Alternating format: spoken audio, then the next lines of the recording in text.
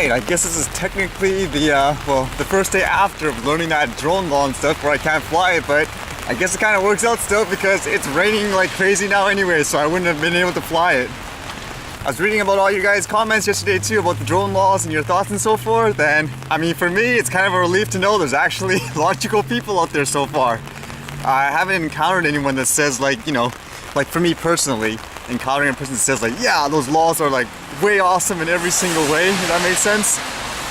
The funny thing though is I actually talked to a family member who actually saw the news, you know, just as a regular news report like everyone else would see, and he told me basically at first like, oh yeah, they're just making it more strict in terms of making drones like you can't fly it around buildings.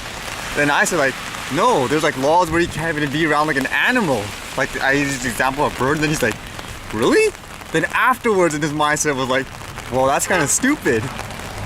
You know, that really made me think because yesterday when I was reading comments from like non-drone flyers, the ones that support like the law and stuff, it made me wonder whether or not they're kind of like, you know, my family member there, where they just kind of read the key points, like they just hear drone away from building, fine by me. It seems like it's only the actual drone flyers that are actually really paying attention to the way it's written. So it made me curious, how many people who don't fly drones actually skip that point entirely? Like for example, the 75 meters away from an animal, and how general like the law is, where it basically means everywhere. Does anyone out there actually know a person who's for all these new changes, like for a recreational flyer, and would be willing to actually talk about it?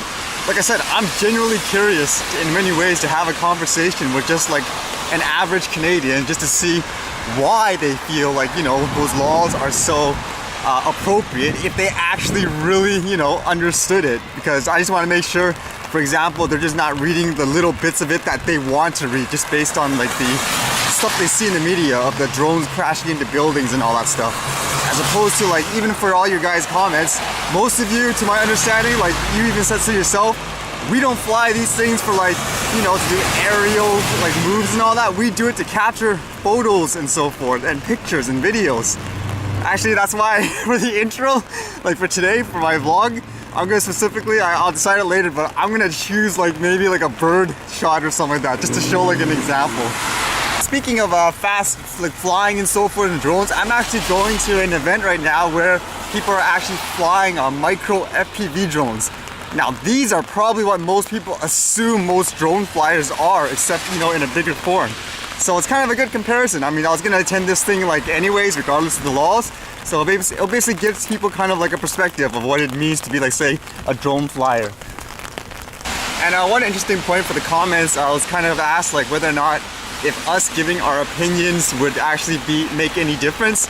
Like I said, in my opinion, it would, as long as it's done in a way where it resonates like with, you know, the majority of the people. Because right now, like the previous example, people only kind of hear what they like want to hear, if that makes sense, or see the perspective that the media portrays it at. So you kind of have to like, you know, show the good side of it too. Like I even said when I'm hiking and stuff, people that never seen a drone before, they're shocked like for the simple things that it has like obstacle sensors or return to home. I mean, that's just part of the education process. Oh, and an update about the battery from DJI. I actually got an email from UPS and stuff where they gave me a shipping label, I guess, to ship the battery back to DJI to get a replacement, hopefully. Now I was actually confused a bit because I thought they were going to give me a box to ship, but since they gave me this label, I guess I have to package it myself and ship it out or send it to the nearest UPS store or whatever. It's actually a first for me. I never had to actually return like anything to a company before. So actually, again, this downtime might be relevant anyway, since the drones and stuff we can't fly right now anyways. Alright, I believe I'm in the area here. This is where I was before when I came. There's actually a lot of yoga places down there, it seems, but yeah, let's see what it is here. Right, I guess this is the setup and stuff for them. Oh, really? Little rush boards, right? So they've got a fly sky. This one isn't even like a... It said under 250 grams, though. This is okay, isn't it? Yeah. Oh, yeah. Yeah. This one's under 250 grams. Yeah. You know, I'm just watching, so. I'm watching yeah. you. I fly the big drones usually. So. Oh, yeah? Yeah. Oh, yeah, you did one with the Fender, right? Me? No, automatic. Oh, no. How was that? Really good. Where did it fly to? Now that's what people are afraid drones are usually, stereotypically. Autopilot in many ways. They kind of force you to use it. Yeah. No, it sounds harsh, but actually I find that maybe if as long as you start in the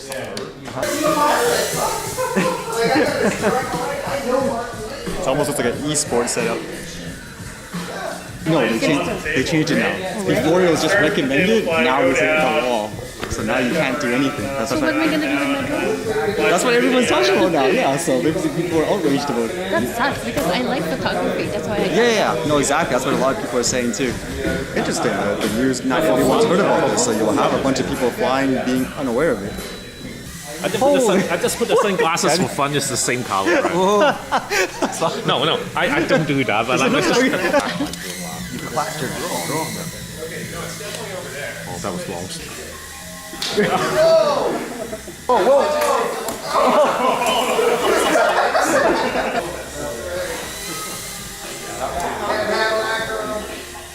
Is it? Whoa, where's that going? Where's it going? Oh, right in the beam. It's stuck right in the beam.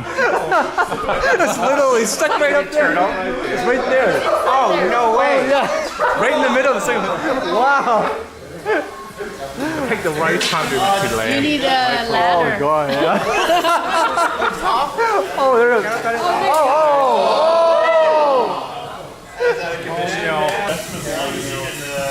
You get enough thrust to make it around there. Oh! It's like sliding on ice.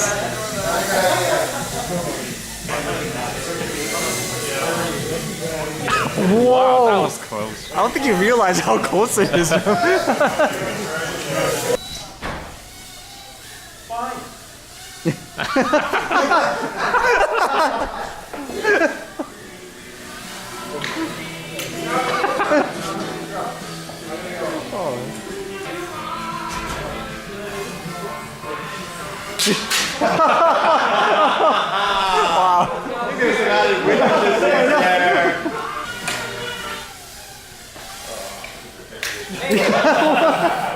Sabotage, man.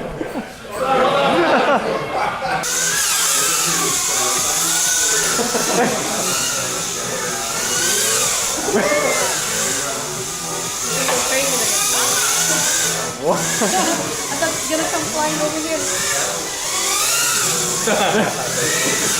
Oh, there we That's gonna hurt. Alright, that's about the end of the day here. All the light is dying, but yeah, as you guys can see, this is just my example of there's a complete difference between like people that fly these kind of things for like say sports and stunts versus people that want to capture photography and stuff. But the other thing I was actually genuinely interested in is if anyone out there knows anyone who's on the extreme side saying, yeah, ban all drones, and they love like this, like whatchamacallit, this law and so forth, and they're willing to actually engage in a conversation, I'd actually be interested in creating a video like that, just talking to the person and finding out like, you know, what is it that they're so concerned about, and whether or not they're actually knowledgeable about like how drones operate. I think that's kind of interesting, and in my opinion, that would be a good first step. So not people behind like, you know, just reading the news, being behind the keyboard and saying like, yeah, these things are dangerous, an actual real conversation.